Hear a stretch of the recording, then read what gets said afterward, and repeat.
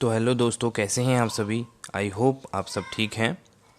और आज की वीडियो में हम क्या करने वाले हैं, आज की वीडियो में कंप्लीट रिवीजन करने वाले हैं। हम कॉस्ट अकाउंटिंग वाली जो यूनिट है उसकी कंप्लीट रिवीजन करेंगे और डिफरेंट डिफरेंट एस्पेक्ट देखेंगे जिससे हमारे क्वेश्चन बन सकते हैं। और क्या क्या क्वेश्चन इसमें बनेंगे सभी को हम इसमें डिटेल में डिस्कस करने वाले हैं। ठीक है, तो अगर वीडियो पहली बार देख रहे हैं, चैनल पर नए हैं, तो चैनल को सब्सक्राइब ज़रूर कर लें, क्योंकि यार हमारे चैनल पे हमारे 70% से ज़्यादा ऐसे व्यूअर हैं जिन्होंने अभी तक चैनल को सब्सक्राइब ही नहीं किया। मैं आपको डेटा दिखा देता हूँ।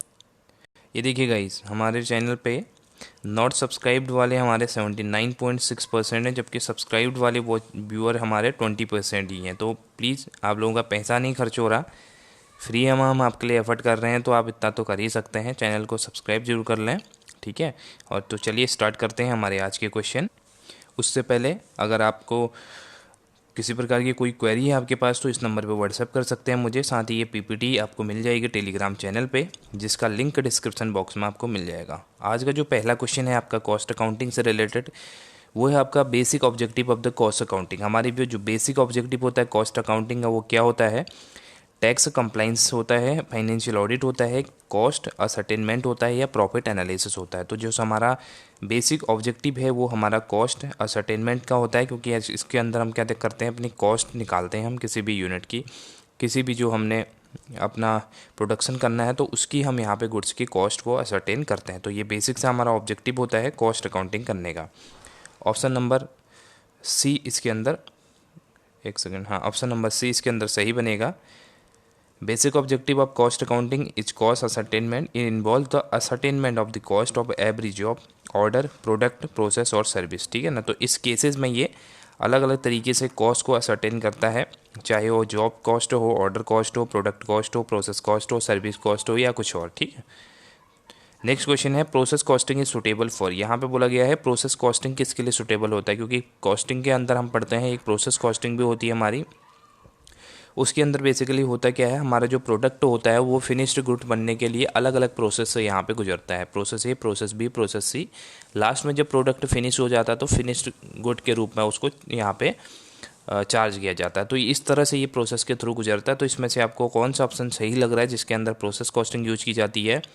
हॉस्पिटल्स के अंदर, ऑयल रिफाइनिंग के अंदर, और ट्रांसपोर्ट फर्म्स के अंदर, या ब्रिक लेइंग के अंदर। तो आपका जो ऑयल रिफाइनिंग वाला फर्म्स होते हैं उसके अंदर यहाँ पे प्रोसेसिंग की जाती है। जैसा आपका यहाँ पे बाई चांस आपका मस्टर्ड ऑयल बन रहा है आपका, तो अलग अलग प्रोसेस से उसको गुजारना पड़ता है। पहले उसकी जो हम मशीन के अंदर वो पिलाई करते हैं सरसों की, उसके बाद उसको नेक्स्ट प्रोसेस में उसको छाना जाता है। तो इस तरह से उसके बाद लास्ट में जो पैकिंग होती है वो होती है। तो इस तरह से जो अलग अलग प्रोसेस होती है वो हमारी प्रोसेस कॉस्टिंग कहलाती है। तो ऑप्शन नंबर 20 में सही बनेगा, क्योंकि इसके अंदर आप क्या करते हो, आप किसी भी process costing is suitable for the industries producing homogeneous products and where production is a continuous flow. यानी कि यहाँ पे सुटेबल होता है कहाँ पे, जहाँ पे हमारी कंटिन्यूस प्रोसेस में यहाँ पे फ्लो में चलता है हमारा प्रोडक्शन।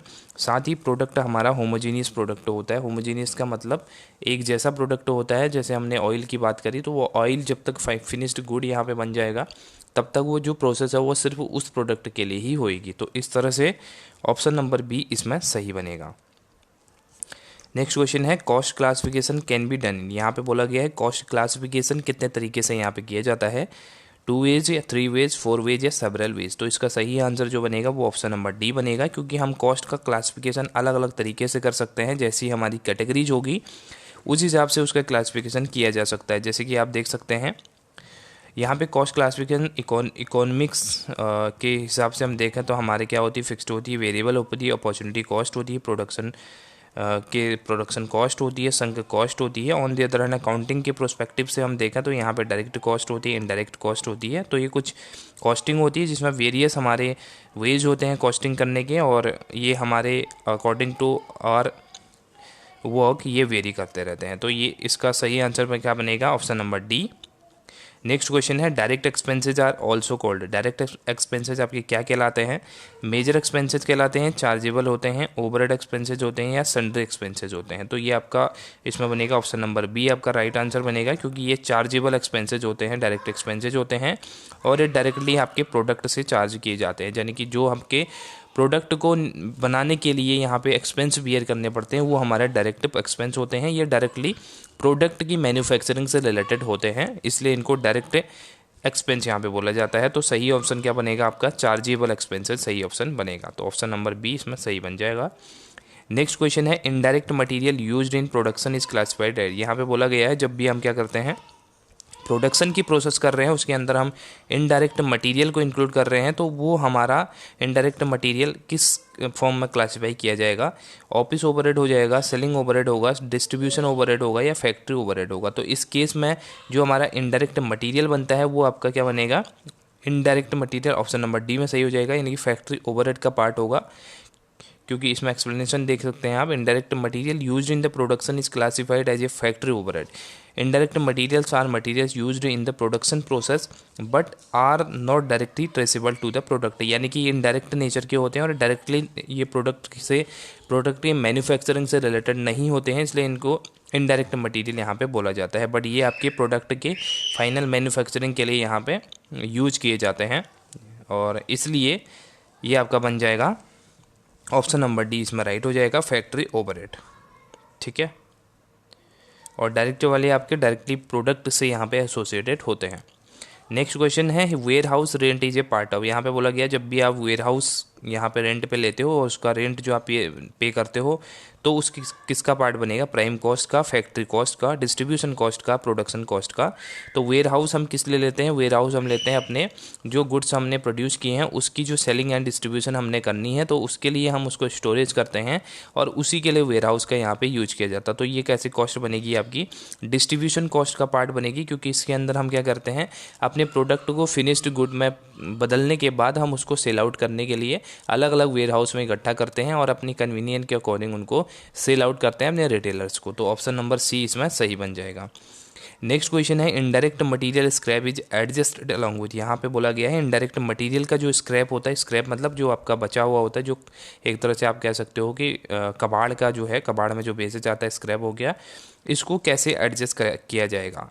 इनडायरेक्ट मटेरियल का जो स्क्रैप है उसको कैसे किस में एडजस्ट करेंगे, प्राइम कॉस्ट में करेंगे, फैक्ट्री कॉस्ट में करेंगे, लेबर कॉस्ट में करेंगे, कॉस्ट ऑफ गुड्स सोल्ड में करेंगे। तो आपका बी ऑप्शन इसमें राइट बनेगा, क्योंकि हम इसमें इनडायरेक्ट मटेरियल को हम कहाँ पे चार्ज कर रहे हैं, जो आपका फैक्ट्री कॉस्ट में चार्ज कर रहे हैं, तो जो इसका स्क्रैप की वैल्यू है वो भी यहाँ पे चार्ज की जाएगी जो आपकी फैक्ट्री कॉस्ट है। ठीक है ना, फैक्ट्री कॉस्ट में ही इसको एडजस्ट भी किया जाएगा। तो आपका इनडायरेक्ट मटेरियल स्क्रैप वाले का ऑप्शन बनेगा, ऑप्शन नंबर बी राइट बन जाएगा। Indirect material scrap is adjusted along with the factory cost. Factory cost refers to the total cost required to manufacture product. This concept is the basis for several cost accounting analysis. ये आप पढ़ सकते हैं यहाँ पे। Next question है tender reason. यहाँ पे टेंडर की बात की गई है, तो टेंडर हमारा क्या होता है, एस्टिमेशन ऑफ प्रॉफिट होता है, एस्टिमेशन ऑफ कॉस्ट होता है, एस्टिमेशन ऑफ सेलिंग प्राइस होता है, एस्टिमेशन ऑफ यूनिट होता है। तो हमारा टेंडर जो होता है वो हमारा होता है estimation of selling price. Option number C इसमें सही बनेगा, क्योंकि जो टेंडर होता है वो आपके किसके रिस्पॉन्स में होता है, रिक्वेस्ट टू टेंडर के रिस्पॉन्स में यहाँ पे जो टेंडर है उसको डाला जाता है। तो इस केस में ये क्या बनेगा आपका, ऑप्शन नंबर सी बनेगा, एस्टिमेशन ऑफ सेलिंग प्राइस। यानी कि जितने में हमने सेल करना है अपने गुड्स का, तो उसकी जो एस्टिमेशन कॉस्ट एस्टिमेट हम कर रहे हैं, उसकी जो असर्टेनमेंट हम कर रहे हैं, तो वो हमारा क्या बनेगा, टेंडर प्राइस बनेगा।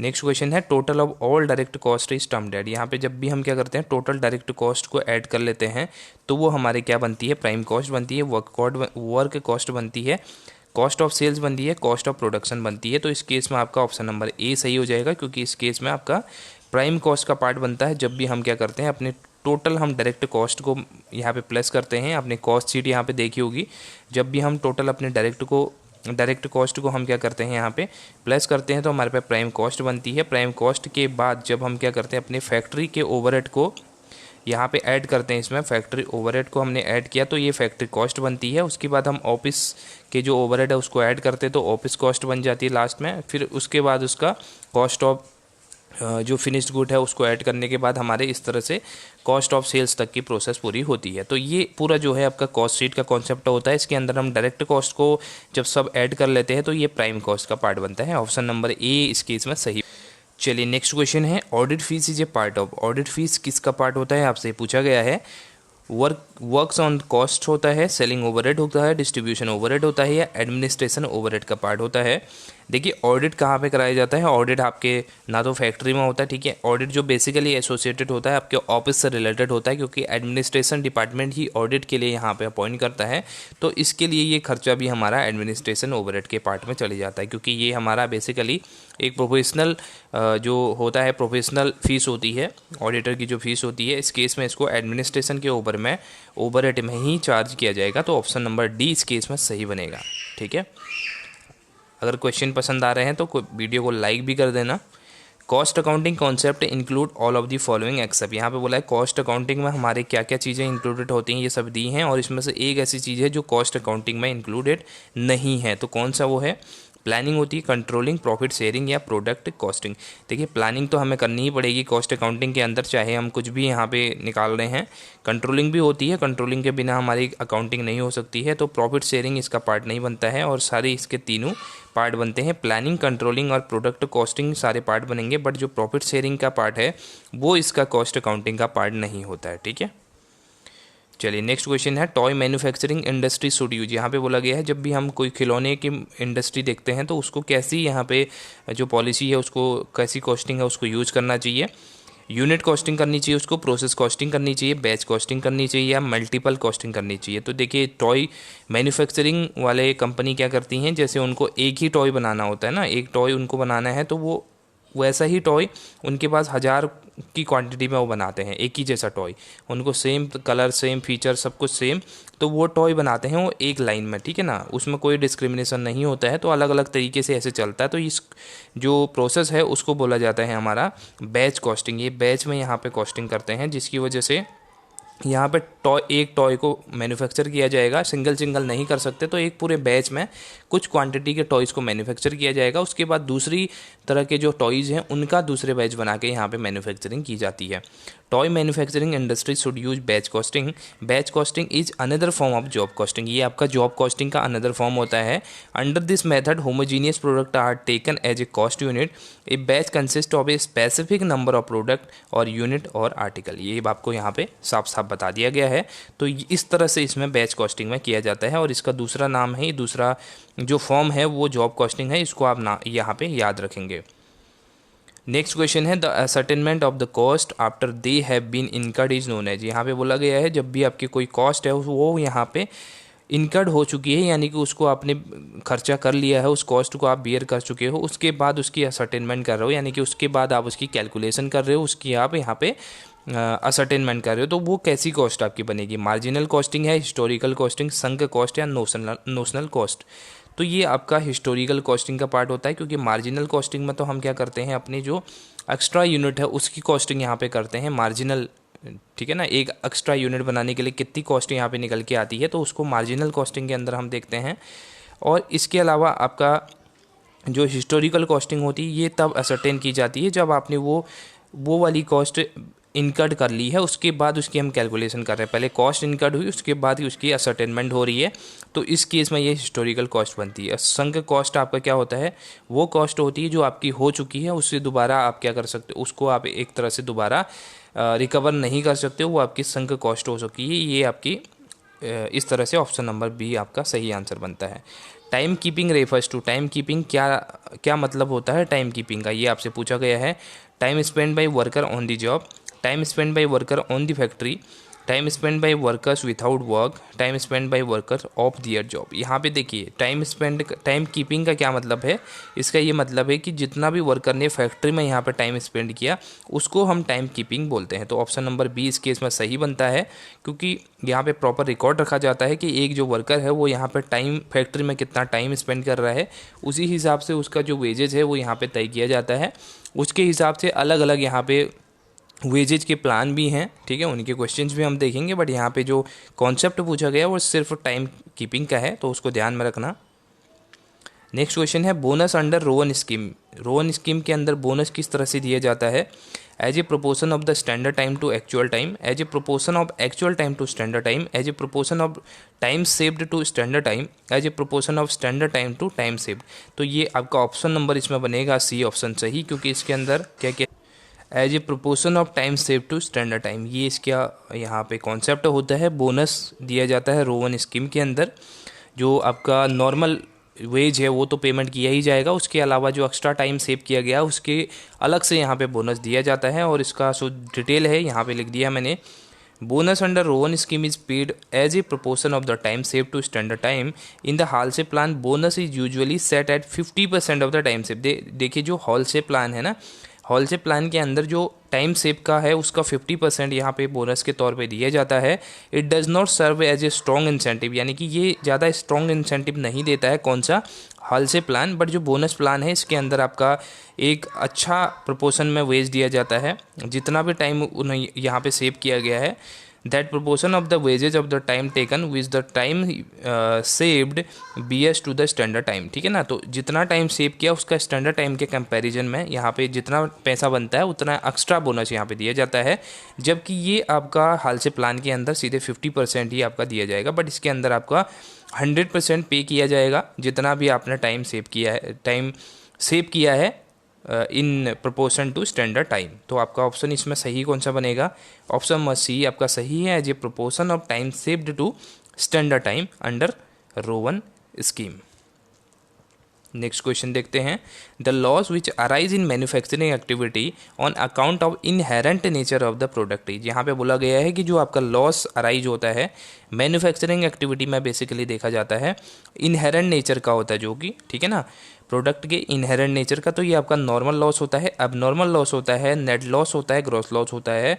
तो ऑप्शन नंबर ए इसमें सही बनेगा, ये आपका होता है नॉर्मल टाइप का लॉस, क्योंकि ये लॉस आपका होना ही होना है। ठीक है ना, ये हमें पहले से प्रिडिक्ट होता है कि ये लॉस हमें होगा। इनहेरेंट इसलिए बोला गया है क्योंकि ये आपका प्रोडक्ट के प्रोडक्शन से रिलेटेड होता है, जो एसोसिएटेड होता है डायरेक्टली प्रोडक्ट से। कोई भी हम जैसे प्रोडक्ट मैन्युफैक्चर कर रहे हैं तो पहले से हमें पता लगता है कि कुछ लॉसेस हमें बियर करने पड़ेंगे, तो वो आपके नॉर्मल लॉसेस होते हैं। बट जो एबनॉर्मल लॉसेस होते हैं उनको हम यहाँ पे दूर कर सकते हैं। अपनी जो कार्य क्षमता है, अपनी जो एक्टिविटी हमारी वो है प्रोसेस है, उसको सही करके हम इसको दूर कर सकते हैं। बट नॉर्मल लॉसेस के लिए हम जस्ट प्रोविजंस ही क्रिएट कर सकते हैं, हम इनको यहाँ पे अवॉइड नहीं कर सकते हैं। तो ऑप्शन नंबर ए इस केस में सही बनेगा, क्योंकि ये आपका इनहेरेंट लॉस होता है।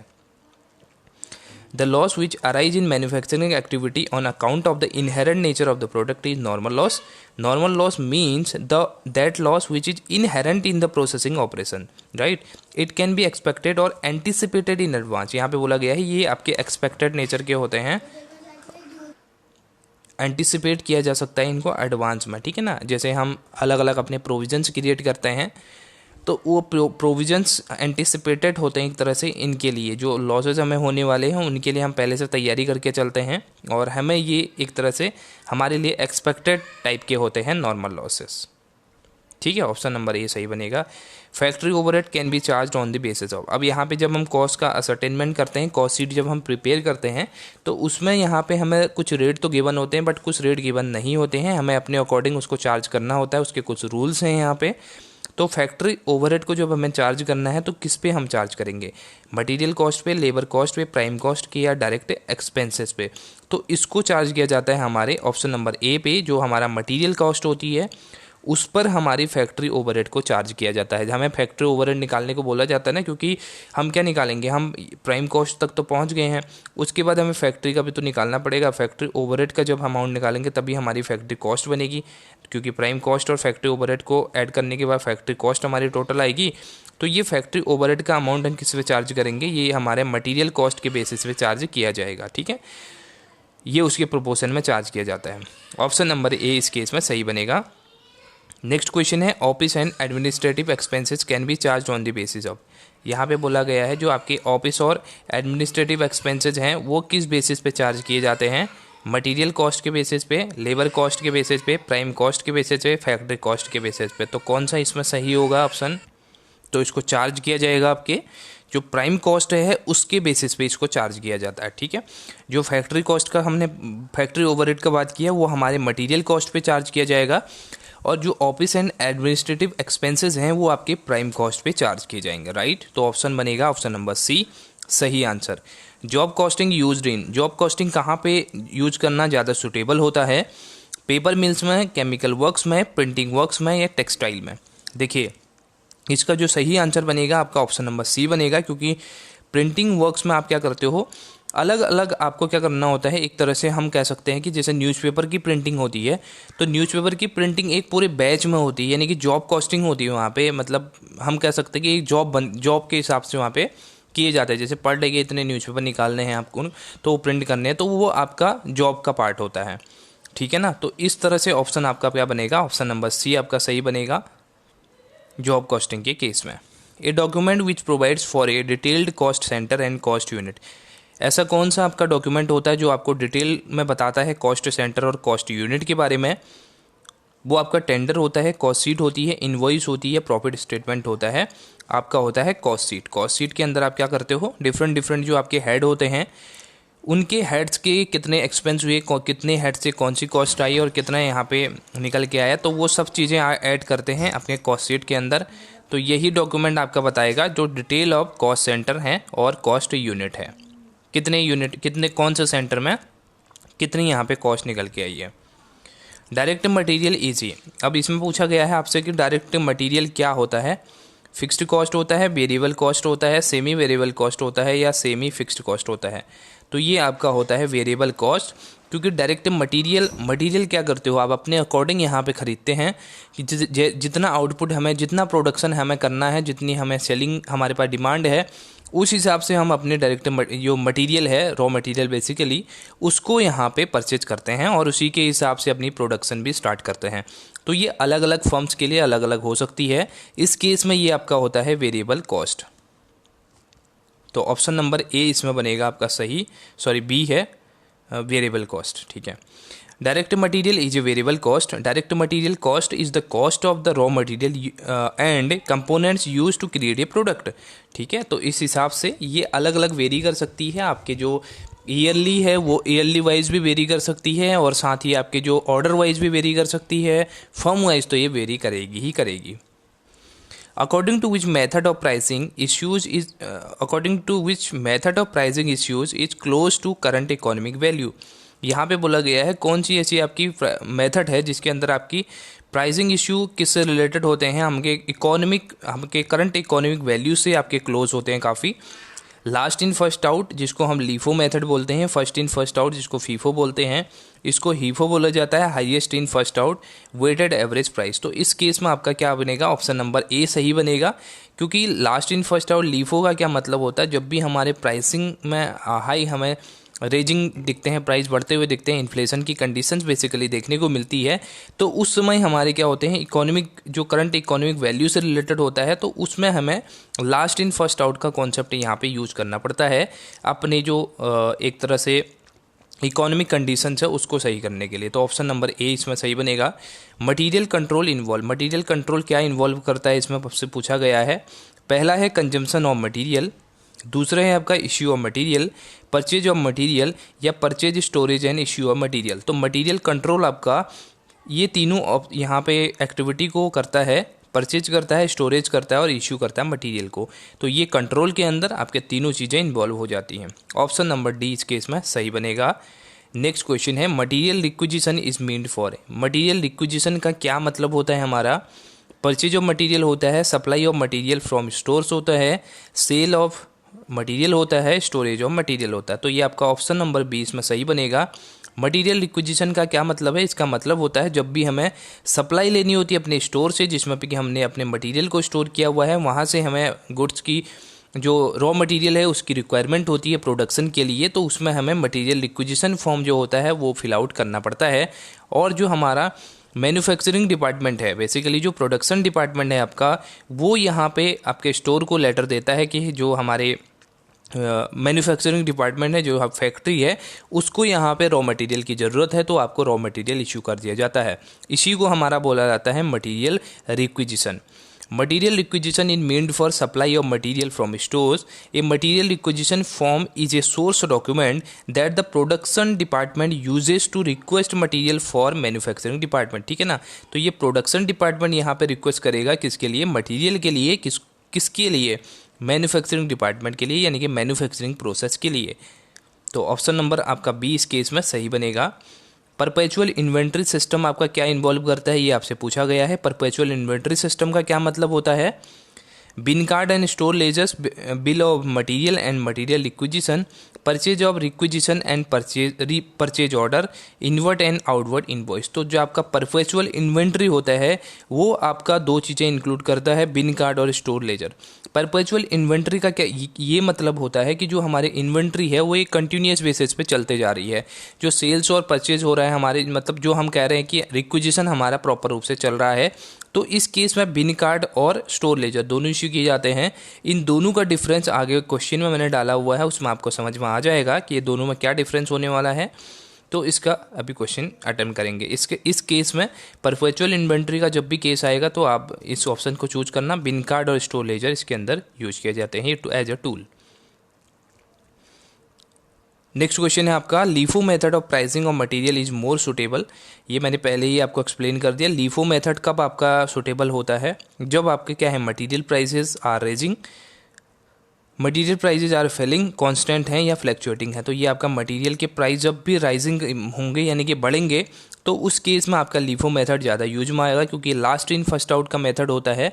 और इस केसेस में आपका ये जब भी इन्फ्लेशन की कंडीशन आएगी तो आप लीफो मेथड को प्रेफर करते हैं।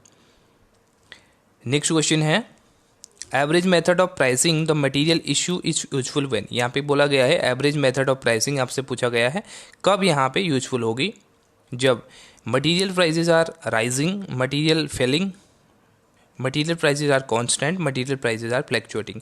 तो एवरेज मेथड का मतलब होता है जब भी हमारे मटेरियल के प्राइस जो फ्लैक्चुएट करते हैं तो उस केस में यहाँ पे हमारा एवरेज मेथड को यूज किया जाता है। A price which is calculated by dividing the total number of the prices of the materials in the stock from which of the material to be priced could be drawn by the number of prices used in the total। ये आपसे यहाँ पे definition दे रखी है किसकी, जो यहाँ पे एवरेज मेथड की बात करी गई है। इसमें आपके जो अलग अलग फ्लैक्चुएटिंग प्राइजेस हैं उनको टोटल को ऐड कर लिया जाता है और उसको डिवाइड कर देंगे हम किससे, a price which is calculated by dividing the total number of the prices of the material in the stock from which of the material to be priced could be drawn। ठीक है, तो इससे हम अलग अलग जो प्राइसेस हैं जिस प्राइस को हमको ड्रॉ लेना है, जिस प्राइस पे हमें गुड्स को लेना है और उससे हम किसको यहाँ पे डिवाइड करेंगे, जो हमारे डिफरेंट जो हमारे मटेरियल्स के प्राइसेस हैं उनको एडिशन करके डिवाइड कर देंगे। तो ये इस तरह से हमारा जो ऑप्शन बनेगा, ऑप्शन बनता है हमारे पास option number D, right. GRN number आपको क्या बताता है, गुड्स रिसीव्ड नोट नंबर होता है, गुड्स रिटर्न नोट नंबर होता है, गुड्स स्टोरेज नोट नंबर होता है, या गुड्स रिक्विजिशन नोट नंबर होता है। तो ये आपका होता है ऑप्शन नंबर ए सही होता है इस केस में। गुड्स रिसीव्ड नोट नंबर इसको बोला जाता है GRN को। Goods received note number basically होता क्या है, is created to record the delivery of item from your supplier. ये आपका एक तरह से क्या है कि जब भी आपने अपने सप्लायर से डिलीवरी ली तो उस डिलीवरी को रिकॉर्ड करने के लिए आप GRN का यूज करते हो, क्योंकि जो रिसीव्ड किया आपने गुड उसकी आप रिकॉर्डिंग करोगे, तो दैट इज योर GRN। ये GRN is created against an issued purchase order. जो भी परचेज ऑर्डर आपका हुआ उसको अगर इश्यू कर दिया जाता है आपके क्रेडिटर के द्वारा, तब जाके ये GRN को यूज किया जाएगा या GRN को क्रिएट किया जाएगा। When a GRN is created for an item, any pending item quantity for an approved intent request will be automatically issued। ठीक है, तो ये इसका एक्सप्लेनेशन था। आई होप ये क्लियर हो गया होगा GRN नंबर कब यहाँ पे इश्यू किया जाता है या क्रिएट किया जाता है। Bin card is maintained by, यहाँ पे बिन कार्ड कौन मेंटेन करता है ये आपसे पूछा गया है। Costing department, store department, finance department या अकाउंटिंग डिपार्टमेंट। तो ये आपका स्टोर डिपार्टमेंट इसको मेंटेन करता है, ऑप्शन नंबर 20 केस में सही बनता है। पहले भी क्वेश्चन आया था इसका, bin card is maintain by the store department. Store ledger, यहाँ पे पिछले क्वेश्चन में स्टोर लेजर और बिन कार्ड का यहाँ पे जो क्वेश्चन था वो था, उसका डिफरेंस यहाँ पे देख लीजिए। Store ledger prepared by the cost accounting department, bin card is record of the quantity only, store ledger is the record of the quantities and value. देखिए यहाँ पे होता क्या है, आपका जो स्टोर लेजर है वो प्रिपेयर किया जाता है आपके कॉस्ट अकाउंटिंग डिपार्टमेंट के द्वारा, ठीक है ना, और बिन कार्ड में आपका सिर्फ क्वांटिटी को रिकॉर्ड किया जाएगा और आपकी जो वैल्यू है उसको रिकॉर्ड नहीं किया जाएगा। बाई चांस जैसे आपने फॉर एग्जांपल 10,000 यूनिट आपने यहाँ पे परचेज किए हैं, ठीक है, तो 10,000 यूनिट को आपको यहाँ पे स्टोर करना, ये दिखाना है तो आप बिन कार्ड में दिखाएंगे, बट यहाँ पे इसकी वैल्यू नहीं आएगी, जो रुपीज़ में इसकी वैल्यू है उसको यहाँ पे कंसिडर नहीं किया जाएगा। बट जो स्टोर आपका जो आपका है उसके अलावा स्टोर लेजर, ठीक है ना। स्टोर लेजर के अंदर क्वांटिटी भी आएगी और साथ में वैल्यू भी आएगी, तो दोनों चीज़ें इसके अंदर इंक्लूड की जाती हैं। इस डिफरेंस को आप याद रखना। आइडल टाइम क्या होता है ये आपसे पूछा गया है। Time spend by worker in a factory, time spend by worker in a office, time spend by workers of their work, time spend by worker on their job. तो ऑप्शन नंबर सी बनेगा सही, क्योंकि जिस time पे workers ने काम नहीं किया वही हमारा आइडल टाइम होता है। आइडल टाइम अलग अलग कारणों से हो सकता है, जैसे कि आपका किसी में मशीन ख़राब हो गई है ना, आपके जो एक तरह से हड़ताल हो गई, ठीक है, तो वो अलग अलग कॉज हैं जिसकी वजह से फैक्ट्री में काम नहीं हो पाता है, तो उसको हमें आइडल टाइम कंसिडर किया जाता है। Idle time is the time spend by workers of their work. Idle time is a unproductive time on the part of an employees और मशीन्स कॉज्ड बाय मैनेजमेंट और as a result of the factor beyond their control. यानी कि जो आपके control के beyond चीज़ें हैं, उसमें जो चीज़ें होती हैं वो आपके आइडल टाइम के अंदर आती हैं, उसमें काम नहीं हो पाता है, तो ये आपके आइडल टाइम में कंसिडर किया जाएगा। In days the worker are paid on the basis of hourly, daily, weekly rate. यहाँ पे कैसे आपका आर्ली, वीकली, डेली बेसिस पे कौन सा रेट से यहाँ पे पेमेंट किया जाता है, जो वेजेस का पेमेंट है। टाइम रेट सिस्टम होता है, पीस रेट सिस्टम होता है, प्रीमियम बोनस सिस्टम है, या इमर्सन इफिशियंसी प्लान है। तो ये आपका टाइम रेट सिस्टम होता है, क्योंकि टाइम के हिसाब से आप यहाँ पे पेमेंट कर रहे हो, चाहे वो आर्ली हो या डेली हो या वीकली हो, ठीक है ना। तो ऑप्शन नंबर ए इस केस में सही बनता है। नेक्स्ट क्वेश्चन में आपसे पूछा गया है piece workers are paid on the basis. अब यहाँ पे पीस वर्कर्स किस बेसिस पे पेमेंट पाते हैं वो आपसे पूछा गया है। Output sold, output produced, output in stock, output received. तो जितना भी आउटपुट प्रोड्यूस्ड होता है उस हिसाब से पीस वर्कर को यहाँ पे पेमेंट की जाती है। जितना भी हमारे यूनिट बने, प्रोड्यूस हुए, उस हिसाब से पेमेंट की जाएगी। ऑप्शन नंबर बी इस केस में सही बनेगा। Piece workers are paid on the basis of output produced. Piece system rate system is a method of remunerating the workers according to the number of unit produced or job completed. It is also known as payment of result or output. इसको payment of result और output भी कहा जाता है, payment by result और output. Next question है when standard output is 10 units per hour and actual output is 12 units per hour, the efficiency is, यहाँ पे बोला गया है आपको efficiency बतानी है कितनी हुई। स्टैंडर्ड तो कितने का था, 10 का था, एक्चुअल आउटपुट कितना हो गया, 12 हो गया, ठीक है। यानी कि कितना बढ़ गया, तो ये देखिए 10 से 12 हो गया, तो 10 का कितना परसेंट यहाँ पे इंक्रीज हो गया है। तो कैसे निकालते हैं आप इसको, बेसिकली 2 बढ़ा है ना, तो 10 का देखिए 10 का 1 कितना हो गया, 10% हो गया, तो 2 कितना हो गया, 20% हो गया। 100 तो था ही, ठीक है ना, 100 तो 10 होगा ही होगा, 20 और हो गया तो प्लस 20, यानी कि 120 इसका आंसर बनेगा। आपको करना कुछ नहीं है, क्योंकि स्टैंडर्ड आपका जो फिक्स था वो 10 था और स्टैंडर्ड से ज़्यादा यहाँ पे एक्चुअल में हो गया है 12, तो इफ़िशियंसी आपकी 120% की आ जाएगी। तो ऑप्शन नंबर डी इस केस में सही बनेगा और ये इसका एक्सप्लेनेशन भी है। नेक्स्ट क्वेश्चन, हाल से प्रीमियम प्लान क्या है आपका, इंडिविजुअल इंसेंटिव स्कीम है, ग्रुप इंसेंटिव स्कीम है, time and piece wage system है, या डिफरेंशियल पीस वेज सिस्टम है। तो ये आपका क्या है, एक तरह से इंडिविजुअल इंसेंटिव स्कीम है, जिसके अंदर अलग अलग जो इंडिविजुअल है उनको यहाँ पे प्रीमियम देने की बात की गई थी। Halsey premium plan is an individual incentive scheme under Halsey plan premium. Halsey plan minimum wages are guaranteed to every worker. A standard time is fixed for the workers. If the workers finish the work before the standard time, they are given hours bonus. यहाँ पे बोला गया है कि इसके अंदर minimum जो आपको वेजेस देनी है वो तो आपकी फिक्स है ही है, इसमें गारंटी होती है, यानी कि सिक्योरिटी है कि मिनिमम वेजेस तो आपको जो फिक्स की गई है वो तो मिलेगी ही मिलेगी। उसके अलावा एक स्टैंडर्ड टाइम फिक्स किया जाता है, ठीक है ना, किसी भी काम को करने के लिए एक स्टैंडर्ड टाइम फिक्स किया जाता है। अगर उसके पहले आप क्या करते हो, टाइम कुछ काम को ख़त्म कर लेते हो, तो उस केस में जो आपने टाइम बचाया है उसका एक्स्ट्रा पेमेंट्स आपको दिया जाएगा, यानी कि बोनस आपको दिया जाएगा। तो ये इसमें एक बेसिकली ये आपको एक तरह से इनकरेज करने के लिए होता है वर्कर्स को, ताकि स्टैंडर्ड टाइम से पहले वो काम को पूरा कर दें, जिससे बिजनेस की इफ़िशियंसी बनी रहे। एनुअल यूजेज है 6000 unit at the rate of 20 per unit. Cost of placing an order है ₹60 and annual carrying cost of 1 unit is 10% of inventory value.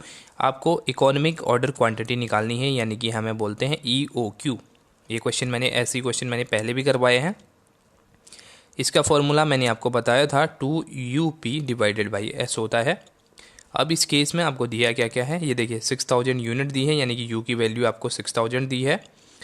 Price आपको यहाँ पे दे रखा है, यहाँ पे देखिए P का मतलब हो गया प्लेसिंग ऑर्डर, पर ऑर्डर के हिसाब से 60 रुपीज़ दिया है, तो P आपका क्या आ गया 60 आ गया। कैरिंग कॉस्ट जो कि आपका S है, यानी कि स्टोरेज कॉस्ट की बात करी गई है, तो ये आपको बोला है कि 10% ऑफ इन्वेंट्री वैल्यू है, तो आपका ₹20 इन्वेंट्री की वैल्यू है, तो इसका 10% आप निकाल देंगे तो आपके पास निकल के आएगी ₹2। ठीक है, तो ये आपकी आगे ₹2, इसको हम फार्मूले में पुट कर देंगे। तो इस तरह से इसका फार्मूला है 2 इंटू यू कितने हैं आपका 6000 का है, और मल्टीप्लाई करते हैं P से जो कि आपका 60 है, डिवाइड करते हैं 2 से। ठीक है, अब आप इसको अगर सॉल्व करते हैं तो आपके पास आएगा, आपके पास निकल के आएगा 360000। ठीक है ना, ये आ गया आपके पास निकल के, बेसिकली 3,60,000 निकल के आ गया। इसका अंडर रूट अगर आप निकालते हो तो आपके पास निकल के आएगा 600 यूनिट। तो ऑप्शन नंबर ए इस केस में सही बनेगा, 600 unit. Departmentalisation of overhead is also known है। यहाँ पे बोला गया है डिपार्टमेंटलाइजेशन जब किया जाता है ओवरहेड्स का, तो उसको क्या कहा जाता है, प्राइमरी डिस्ट्रीब्यूशन कहते हैं, सेकेंडरी डिस्ट्रीब्यूशन कहते हैं, ऑब्जॉर्प्शन कहते हैं, या एलोकेशन कहते हैं। तो इस केस में इसको कहा जाता है हमारा प्राइमरी डिस्ट्रीब्यूशन कहा जाता है, जो डिपार्टमेंटलाइजेशन इसके अंदर किया जाता है। ये आप पढ़ सकते हैं, departmentalization of overhead is known as primary distribution. Primary distribution involves apportionment or allocation of the overhead to all department in a factory on logical and rational basis. This process of apportionment is also known as the departmentalization of overhead. इसको आप यहाँ पे देख सकते हैं। तो ये आपका क्या है, प्राइमरी डिस्ट्रीब्यूशन ही आपका डिपार्टमेंटलाइजेशन भी यहाँ पे बनता है, जिसके अंदर आपका क्या है, अपॉर्शनमेंट भी किया जाता है और एलोकेशन भी आपका किया जाता है। Factory overhead is ₹3 lakhs and direct material cost is ₹5 lakhs। What is the overhead rate under direct material cost method.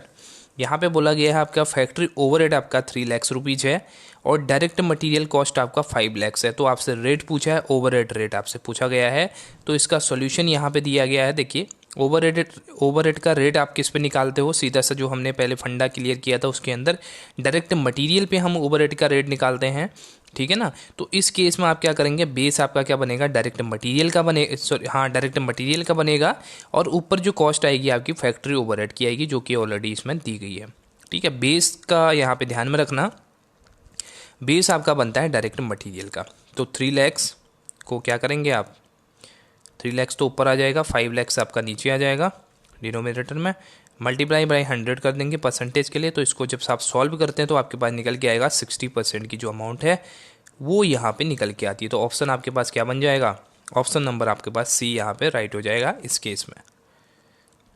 ठीक है, नेक्स्ट क्वेश्चन है, works overhead is ₹40,000, total machine hours is 8,500 hours and time allowed to for machine setting is 500 hours. What is the machine rate. अब इसमें machine rate के बारे में पूछा गया है, और मशीन रेट का आपको पता है किस पे चार्ज किया जाएगा, ये आवर्स पे चार्ज किया जाएगा आपका जो मशीन रेट है। ठीक है, तो इस केस में पहली चीज़ तो ये कि आपका जो 500 आवर्स है वो यहाँ पे मशीन सेटिंग के लिए अलाउ कर दिया गया है, यानी कि इसके अंदर काम नहीं हुआ होगा। तो 8,500 टोटल आवर्स काम हुआ है, इसमें से 500 तो आपको अलाउ कर दिया मशीन सेटअप के लिए, तो जो टोटल काम हुआ वो 8,000 ही आवर्स यहाँ पे हुआ। तो रेट कैसे आप कैलकुलेट करेंगे, इसके आधार पे 8,000 आपका बेस बनेगा और 40,000 का आपका क्या है, ऊपर आपका टोटल जो ओवरहेड है वो यहाँ पे दिया गया है, मल्टीप्लाई बाई 100 करेंगे तो आपके पास क्या निकल के आएगा, यहाँ पे ये आप देख सकते हैं ₹5 पर आवर आपके पास निकल के आएगा। ठीक है, और इस केस में परसेंटेज में बेसिकली नहीं पूछा गया था, हमें पर आवर का रेट पूछा गया है, तो हम इसको मल्टीप्लाई 100 नहीं करेंगे। जब आपको परसेंटेज में पूछा जाए तो यहाँ पे परसेंटेज में भी हम उसको कैलकुलेट कर सकते हैं। तो ऑप्शन आपका क्या बनेगा, डी ऑप्शन राइट बन जाएगा। एक्सपेंडिचर ओवर एंड अब प्राइम कॉस्ट जो नोन एज, यहाँ पे बोला गया है जो भी आपके एक्सपेंडिचर हैं प्राइम कॉस्ट के अब यहाँ पे आपकी प्राइम कॉस्ट निकल के आ गई। जो भी डायरेक्ट आपके सारे नेचर के एक्सपेंसेस थे आपने इंक्लूड कर लिए। तो प्राइम कॉस्ट के बाद के जो खर्चे हैं उनको क्या बोला जाता है? ओवरहेड बोलते हैं, फैक्ट्री कॉस्ट बोलते हैं, कॉस्ट ऑफ सेल्स बोलते हैं, कॉस्ट ऑफ प्रोडक्शन बोलते हैं। तो इस केस में ऑप्शन बन जाएगा ए आपका सही आंसर बनेगा। ओवरहेड्स उसको बोलते हैं। ओवरहेड के अंदर हम क्या करते हैं, जो हमारे इनडायरेक्ट नेचर के खर्चे हैं उनको इंक्लूड करते हैं, जबकि डायरेक्ट नेचर के जो खर्चे हैं उनको ऐड करने के बाद अपने पास प्राइम कॉस्ट निकल के आती है। तो that is your right answer, option number A. Next question है, if any by product is produced and sold it to credited to. यहाँ पे बोला गया है जब भी आपका क्या है कोई बाई प्रोडक्ट है, आपका बाई प्रोडक्ट और ज्वाइंट प्रोडक्ट दो टाइप के प्रोडक्ट बनते हैं, जिसके अंदर यहाँ पे अलग अलग जो दोनों सिनेरियो होते हैं। क्योंकि बाई प्रोडक्ट बेसिकली आपका एक तरह से ओकेजनली बन जाता है, यानी कि ऐसे ही बन जाता है, ठीक है। हमने उसको एक इंटेंशन नहीं होता है उसको प्रोड्यूस करने का, वो बेसिकली प्रोड्यूस हो जाता है ऑटोमेटिकली। और जो जॉइंट प्रोडक्ट है वो एक ही प्रोसेस में जब 2 यूनिट का हम प्रोडक्शन करते हैं तो वो आपका जॉइंट प्रोडक्शन यहाँ पे जॉइंट प्रोडक्ट होता है, ठीक है। तो इस केस में आपसे बोला गया है जब भी बाई प्रोडक्ट प्रोड्यूस होते हैं तो ये आपके सोल्ड कर दिए जाते हैं, किसको क्रेडिट करके। तो सही आंसर आपका ऑप्शन नंबर सी बनेगा इस केस में। यहाँ पे एक्सप्लेनेशन भी मैंने दिया है। तो ये प्रोसेस अकाउंट में क्या क्रेडिट कर दिए जाएंगे सोल्ड करने के बाद। ये आपका है जॉइंट प्रोडक्ट और बाई प्रोडक्ट का सिनेरियो। देखिए जॉइंट प्रोडक्ट क्या होते हैं, when two or more products are produced from the same basic raw material and are of the almost equivalent value is known as joint product। यानी कि ये क्या कहा जाते हैं, एक ही प्रकार के जो हमारे पास रॉ मटेरियल पड़ा था उससे प्रोड्यूस किए जाएंगे और इनकी जो वैल्यू भी है वो ऑलमोस्ट इक्विवेलेंट होती है, तो इसको हम जॉइंट प्रोडक्ट बोलते हैं। और इसका एग्जाम्पल भी आपको दिया है, refining of the crude oil both petrol and diesel is obtain. तो ये दोनों क्या हो गए हमारे जॉइंट प्रोडक्ट यहाँ पे हो गए। बाई प्रोडक्ट के केस में by product are incidental product होते हैं ये, resulting from the processing of another product. हम किसी और प्रोडक्ट का यहाँ पे प्रोसेसिंग कर रहे होते हैं तो उस केस में ये आपके इंसिडेंटली यहाँ पे निकल के आ जाते हैं। एग्जाम्पल है, in the processing of sugarcane both sugar and molasses is obtain. तो इस केस में ये दोनों ही यहाँ पे निकल जाते हैं, इसलिए इनको बाई प्रोडक्ट बोला जाता है। तो बाई प्रोडक्ट का जब भी सेल किया जाएगा तो उसको प्रोसेस अकाउंट में क्रेडिट कर दिया जाएगा। ऑप्शन नंबर सी इस केस में सही बनेगा। Input is 10,000 unit and normal loss is 20% of input and abnormal loss is 400 unit. What is actual output? यहाँ पे आपको दो टाइप के लॉसेस दिए गए हैं, ये आपको नॉर्मल लॉस भी दिया गया है, अब नॉर्मल लॉस भी दिया गया है और आपसे एक्चुअल आउटपुट पूछा है, जबकि इनपुट हमने 10,000 यूनिट का डाला था। देखिए 10,000 यूनिट का हमने एक्चुअल आउटपुट डाला था, इसमें 20% तो आपका लॉस हो गया, नॉर्मल लॉस, ठीक है ना। तो इस केस में आपके पास कितना लॉस हुआ ये आप देख सकते हैं, ठीक है। तो इस तरह से इसकी कैलकुलेशन होगी। आउटपुट आफ्टर नॉर्मल लॉस 20% हमने कैलकुलेट कर दिया, यानी कि इसमें सबट्रैक्ट कर दिया हमने 20%, 8,000 यूनिट आपके पास बच जाती है, क्योंकि 20% आपका क्या है नॉर्मल लॉस की अमाउंट थी। और उसके बाद एबनॉर्मल लॉस आपका 400 यूनिट का पहले से आपको दिया गया है, जो कि आपका 8,000 यूनिट में से सबट्रैक्ट किया जाएगा। 10,000 ओरिजिनल था, उसमें से ये वाला पोर्सन जो है ये आपका नॉर्मल लॉस है, और जितना अमाउंट बची 8,000 में से ये आपका क्या है एबनॉर्मल लॉस है, ठीक है। तो आपके नेट यूनिट कितनी बची, 7,600 यूनिट बचती है। ऑप्शन नंबर ए आपका सही बनेगा इस केस में। नेक्स्ट क्वेश्चन है, job costing method is the most suitable method for. Job costing कौन सी यहाँ पे जो डिपार्टमेंट है, जो कंपनी है, उसके लिए ज़्यादा सुटेबल होने वाली है job costing? Oil processing unit के लिए, ट्रांसपोर्ट कंपनीज के लिए, शुगर इंडस्ट्रीज के लिए, या रिपेयर शॉप के लिए? तो इसका सही आंसर है रिपेयर शॉप के लिए, क्योंकि जब कभी आप अपनी गाड़ी या बाइक की सर्विसिंग करवाने के लिए जाते हैं किसी अगर ऑफिशियल जो ऑथराइज शोरूम है अगर उसमें जाते हैं, तो मैं बात कर रहा हूँ वहाँ पे देखिए क्या बनता है, आपका जॉब कार्ड बनता है। जो वर्कर होता है वहाँ पे, जो भी मैकेनिक होता है उसका यहाँ पे जॉब कार्ड बनता है, और जॉब कार्ड के अंदर सब कुछ इंक्लूडेड होता है, कितना आवर्स उसने काम किया और उसका क्या रेट है, ठीक है ना, ये सब कुछ उसमें इंक्लूडेड होता है। तो जॉब कार्ड इस केस में बनता है। तो ये जॉब कॉस्टिंग जो बेसिकली है वो रिपेयर शॉप में बेसिकली देखने को मिलती है, ठीक है। ट्रांसपोर्ट कंपनीज के अंदर आप एक तरह से कॉन्ट्रैक्ट कॉस्टिंग देख सकते हैं। ऑयल और आपका शुगर इंडस्ट्री के अंदर, इन दोनों के अंदर आपका प्रोसेस कॉस्टिंग यूज किया जाता है। तो ऑप्शन बनेगा डी इसमें right. Job costing method is the most suitable method for repair shops. A job costing method is used by companies that produce unique product और जॉब। वर्क अनसर्टिफाइड, यहाँ पे बोला गया है वर्क अनसर्टिफाइड, ये job या का कॉन्ट्रैक्ट का है, अकाउंटिंग फॉर कॉन्ट्रैक्ट वाला जो आपका यूनिट है उसका है। वर्क अनसर्टिफाइड किसके बराबर होता है, यानी कि क्या किया जाता है इसका, डेबिटेड टू कॉन्ट्रैक्ट अकाउंट होता है, क्रेडिटेड टू कॉन्ट्रैक्ट अकाउंट होता है, डेबिटेड टू कॉन्ट्रैक्टर होता है, या डेबिटेड टू पीएनएल होता है। देखिए जो वर्क अनसर्टिफाइड है ये क्रेडिट किया जाता है कॉन्ट्रैक्ट अकाउंट में, क्योंकि जब भी हम कॉन्ट्रैक्ट अकाउंट बनाते हैं तो आपके क्रेडिट साइड में क्या होता है, आप बाई वर्क इन प्रोग्रेस यहाँ पे लिखते हैं, और इसके दो पार्ट होते हैं, एक तो आपका हो गया वर्क सर्टिफाइड का पार्ट आ जाता है, और नीचे उसके आता है आपका वर्क अनसर्टिफाइड का पार्ट आ जाता है। ये दोनों ही आपके वर्क इन प्रोग्रेस के पार्ट होते हैं। तो इस केस में जो आपका ऑप्शन बनता है, ऑप्शन नंबर बी आपका सही बनेगा। ठीक है, नेक्स्ट क्वेश्चन है प्रोसेस अकाउंट आपका कैसा अकाउंट है, नॉमिनल अकाउंट है, रियल अकाउंट है, पर्सनल अकाउंट है, या ईदर नॉमिनल और रियल अकाउंट है। तो प्रोसेस अकाउंट आपका नॉमिनल नेचर का अकाउंट होता है, क्योंकि इसके अंदर हम डिफरेंट टाइप के जो खर्चे हैं उनको यहाँ पे देखते हैं, और जो गेन है वो भी हम देखते हैं, जैसे नॉर्मल अब नॉर्मल गेन हमें हो जाता है, और लॉसेस तो हम देखते हैं। तो इसके लिए ये हमारा कैसा अकाउंट होता है, ये नॉमिनल अकाउंट का पार्ट होता है।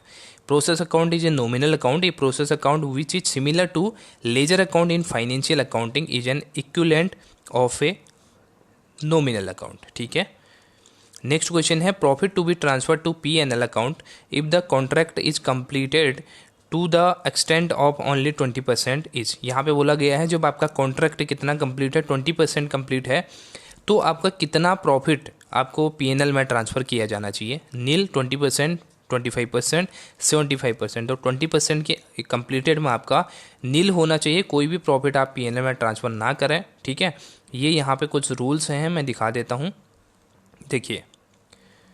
देखिए यहाँ पे इनिशियल स्टेज की बात करी गई है, 0 से 24% तक आप no profit will be transfer to PNL. ठीक, यहाँ पे ये बताया गया है।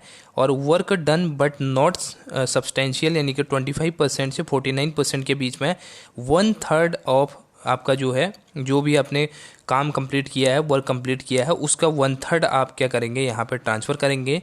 और दूसरा 50% से 100% के बीच में आपने 2/3 यहाँ पे ट्रांसफ़र करना है। तो ये कुछ लिमिट आपको दे गई हैं, आप इसको देख सकते हैं।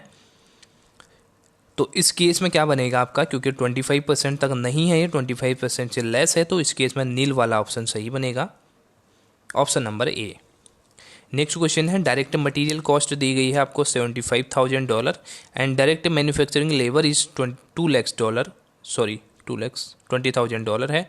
Then prime cost would be, यहाँ पे बोला गया है आपको प्राइम कॉस्ट निकालनी है, आपको डायरेक्ट मटेरियल दे दी गई है, मैन्युफैक्चरिंग लेबर भी आपको दे दी गई है। तो प्राइम कॉस्ट आपका कैसे निकलेगा, ये आपका दोनों को प्लेस करके निकल जाएगा, क्योंकि इसके अंदर हम क्या कर रहे हैं, डायरेक्ट मटेरियल को भी ऐड कर रहे हैं और डायरेक्ट मैन्युफैक्चरिंग लेबर को भी ऐड कर रहे हैं। बेसिकली जो डायरेक्ट नेचर के खर्चे होते हैं उनको ऐड करके हम अपनी प्राइम कॉस्ट को असर्टेन कर सकते हैं। तो आपका ऑप्शन बन जाएगा 95,000 वाला, ऑप्शन नंबर सी इसमें राइट। ठीक है, तो प्राइम कॉस्ट कैलकुलेट करने के लिए एग्जाम में पूछा जाता है, तो आप इसको जितने भी डायरेक्ट नेचर के खर्चे हैं उनको ऐड करेंगे तो आपके पास प्राइम कॉस्ट निकल के आ जाएंगे। Cost which are considered as expenses in the accounting period are also known as. यहाँ पे बोला गया है कि जो कॉस्ट हैं आपके अकाउंटिंग पीरियड के अंदर जिनको एक्सपेंस के तौर पे कंसिडर किया जाता है, तो वो क्या है, इन्वेंट्री कॉस्ट हैं, पीरियड कॉस्ट होते हैं, टाइम्ड कॉस्ट होते हैं, या लेबर ओवरहेड होते हैं। तो ये आपके पीरियड कॉस्ट होते हैं बेसिकली, क्योंकि ये आपके एक निश्चित जो पीरियड है उससे रिलेटेड कॉस्ट होते हैं। जैसे आपके फिक्स्ड अकाउंटिंग ईयर की हम बात कर लेते हैं 1 अप्रैल से 31 मार्च तक की, तो ये एक फिक्स्ड हमारा क्या है, अकाउंटिंग पीरियड है, उसके अंदर जो भी कॉस्ट बियर की इनकट की जाती हैं वो आपके एज एन एक्सपेंसेस यहाँ पे ट्रीट होती हैं। दैट्स वाई ऑप्शन बी इस केस में सही बनेगा। ठीक है, तो इसकी एक्सप्लेनेशन भी देख सकते हैं आप। Cost which are considered as expense in the accounting period are also known as period cost. A period cost in any cost that can not be capitalised into prepaid expenses, inventory और fixed asset, क्योंकि हम एक period के लिए ही इसको देख रहे हैं। And inward delivery charges and custom duties are classified as. यहाँ पे बोला गया है इनवर्ड डिलीवरी के केस में, यानी कि हम इसको कह सकते हैं कैरियज इनवर्ड, जो आप पढ़ते हैं अपनी बुक्स में ट्रेडिशनल वे में, कैरिज इनवर्ड उसको लिखा जाता है। और दूसरा आपका है कस्टम ड्यूटी। तो इन दोनों को आप क्या बोल सकते हैं, डायरेक्ट लेबर कॉस्ट हैं आपके, इनडायरेक्ट लेबर कॉस्ट हैं, डायरेक्ट मटेरियल कॉस्ट है, इनडायरेक्ट मटेरियल कॉस्ट है। तो ये आपके क्या है, डायरेक्ट मटेरियल कॉस्ट होते हैं, क्योंकि आपकी जो फ्रेड इनवर्ड होता है बेसिकली वो आपका डायरेक्ट नेचर का होता है, और आपका कस्टम ड्यूटी भी डायरेक्ट नेचर का होता है, बिकॉज ये हमारे डायरेक्टली प्रोडक्ट से एसोसिएटेड होते हैं, प्रोडक्ट की कॉस्ट से एसोसिएटेड होते हैं। और जो कैरीज आउट होता है वो आपका इनडायरेक्ट नेचर का होता है। जब भी हम अपने प्रोडक्ट को मैन्युफैक्चर करने के बाद सेल करने के लिए अपने वेयरहाउस में भेजते हैं, तो वेयरहाउस में जो भी भेजने के लिए जो भी खर्चा होता है, जो भी ट्रांसपोर्टेशन का खर्चा होता है, उसको बोला जाता है कैरीज आउटवर्ड। तो वो आउटवर्ड का खर्चा आपका इनडायरेक्ट नेचर का होता है, बल्कि जो आपका इनवर्ड का खर्चा है वो आपका डायरेक्ट नेचर का होता है, क्योंकि आपकी डायरेक्टली गुड्स से रिलेटेड कॉस्ट होती है। ऑप्शन नंबर सी आपका सही बनेगा इस केस में। And inward delivery charges and custom duties are classified as a direct material cost. Direct material cost the cost direct material which can be easily identified with the unit of production. ठीक है ना, directly associated होते हैं हमारे। If conversion cost is $25,000 and direct manufacturing labor cost is $17,000, the manufacturing overhead cost would be। यहाँ पे पूछा गया है आपसे कि मैन्युफैक्चरिंग ओवरहेड कॉस्ट आपसे पूछी गई है, जबकि आपको कन्वर्जन कॉस्ट दे दी गई है और साथ में आपको मैन्युफैक्चरिंग लेबर कॉस्ट भी दे दी गई है। बेसिकली ये आपका डायरेक्ट लेबर आपको दे गई है। तो इस केस में आपको निकालना है मैन्युफैक्चरिंग ओवरहेड। तो ये क्या करेंगे आप, इसमें से माइनस कर देंगे, क्योंकि आपका इसमें मैंने एक्सप्लेनेशन भी दिया है। देखिए, दो कॉस्ट होती हैं आपके पास, एक कन्वर्जन कॉस्ट होती है, एक आपके पास प्राइम कॉस्ट होती है। ठीक है, और बाकी के आपके ओवरहेड होते हैं। देखिए, कन्वर्जन कॉस्ट का क्या मतलब है, प्राइम कॉस्ट में हमारे इंक्लूडेड होते हैं। पहले आप देखिए, डायरेक्ट मटेरियल और डायरेक्ट लेबर, इन दोनों को मिला के हमारे पास क्या बनती है, प्राइम कॉस्ट का फंडा बनता है। और फैक्ट्री ओवरहेड कैसे बनती है, इनडायरेक्ट मटेरियल मिला के, इनडायरेक्ट लेबर मिला के, और अदर फिक्स्ड वेरिएबल ओवरहेड जो होते हैं वो हमारे फैक्ट्री ओवरहेड का पार्ट बनती हैं।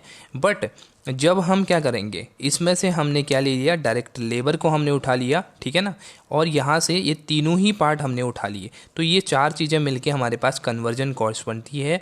कन्वर्जन कॉस्ट का क्या मतलब है, अब जब आपका प्रोडक्ट रेडी टू यूज हो गया है, यानी कि आप उसको सेल आउट करने के लिए तैयार है, तो उस केस में आपका जो कन्वर्जन कॉस्ट होती है, यानी कि जो फिनिश्ड गुड में बदलने की जो कॉस्ट होती है, उसको कन्वर्जन कॉस्ट बोला जाता है। तो इस केस में ये डायरेक्ट मटेरियल को इंक्लूड नहीं किया जाएगा, बाकी direct labour, indirect material, indirect labour, other fixed and variable overhead, ये सब कुछ इंक्लूड किया जाएगा कन्वर्जन कॉस्ट के अंदर। तो इस केस में आपको दिया गया था मैन्युफैक्चरिंग ओवरहेड, आपको दिया गया था, ठीक है, और मैन्युफैक्चरिंग ओवरहेड बेसिकली निकालना था, वो आपका हो जाएगा कन्वर्जन कॉस्ट में से आप क्या करेंगे, डायरेक्ट मैन्युफैक्चरिंग लेबर कॉस्ट को माइनस करेंगे, तो ऑब्वियसली आपके पास क्या निकल के आएगा, मैन्युफैक्चरिंग ओवरहेड कॉस्ट आपके पास निकल के आ जाएगी, जो कि 8,000 निकल के आ रही है। ऑप्शन नंबर सी इसका राइट आंसर बनेगा। ठीक है, तो इसको आप देख सकते हैं, इसके अंदर ये इंपॉर्टेंट है, इसके अंदर ये चीज़ें यहाँ पे इंक्लूडेड होंगे कन्वर्जन कॉस्ट के अंदर।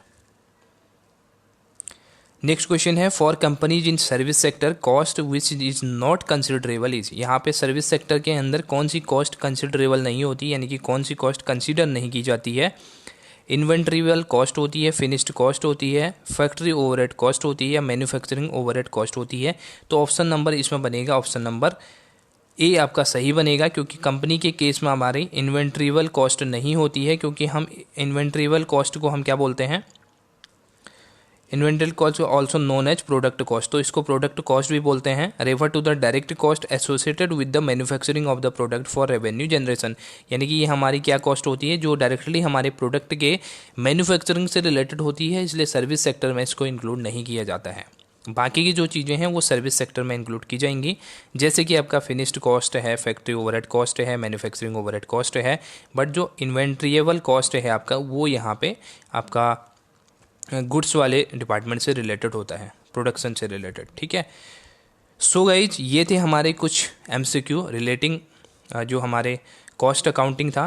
तो उसके अंदर हमने बहुत सारी चीज़ों को यहाँ पे इंक्लूड किया है, जिसके अंदर आपके कॉस्ट शीट से काफ़ी क्वेश्चंस थे, राइट। उसके अलावा आपके जो इन्वेंट्री से रिलेटेड हैं, और कॉस्ट शीट से ही बेसिकली बहुत सारे क्वेश्चन पूछे जाते हैं, और कुछ कॉन्ट्रैक्ट के क्वेश्चन भी इसमें थे, और मिक्सड सारा जो सिलेबस है आपका, उसको देखते हुए मैंने इसमें क्वेश्चन डाले हुए हैं। आई होप कि आपने इसमें कुछ नया सीखा होगा। ठीक है, कुछ हर वीडियो में आपको कुछ ना कुछ नया सीखने को मिल रहा होगा। और अगर प्रीवियस वीडियो नहीं देखी हैं, ऑलरेडी हम काफ़ी 5 से 6 यूनिट का हम रिवीजन कर चुके हैं, वो वीडियो नहीं देखी हैं तो पीछे जाके देख सकते हैं आप, काफ़ी हेल्पफुल रहेगा आपके लिए। सो कैसी लगी वीडियो कमेंट करके ज़रूर बताना, और पसंद आती है तो लाइक करने में कंजूसी ना करें, और जिसने चैनल को सब्सक्राइब नहीं किया, चोरी चोरी चुपके चुपके आप लोग देख रहे हैं, तो प्लीज़ सब्सक्राइब कर लो। चैनल के साथ जुड़ के आपको फ़ायदा ही होगा, घाटा कुछ भी नहीं होगा, ठीक है। सो फिर मिलते हैं नई वीडियो के साथ, तब तक आप देखिए और कुछ सीखिए। So bye bye, take care, have a nice day.